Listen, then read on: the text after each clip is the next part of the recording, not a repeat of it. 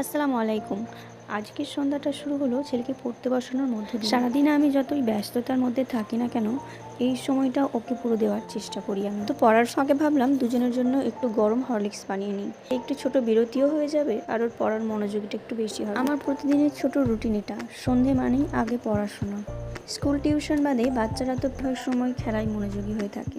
আর আমার মতে আমাদের নিজেদের সিদ্ধান্তটা বাচ্চার উপরে না চাপিয়ে বাচ্চাকে আমরা অপশনের মধ্যেও রাখতে পারি। যেমন ধরো আমরা এইভাবেও বলতে পারি যে তুমি যদি আমার কথাটা শোনো তো আমার খুব ভালো লাগবে, বা তুমি এখন এই কাজটা করবে না একটু পরে করবে। তো আমরা বাচ্চাকে বেশি বকাঝকা না করেও এইভাবেও বাচ্চাকে হ্যান্ডেল করতে পারি। তো তোমাদের সাথে গল্প কথার মধ্যে আমার হরলিক্স তৈরি করে খাওয়াও হয়ে গেল। আর এই ছোট্ট সময়গুলোই সারাদিনের সবচেয়ে সুন্দর মুহূর্ত হয়।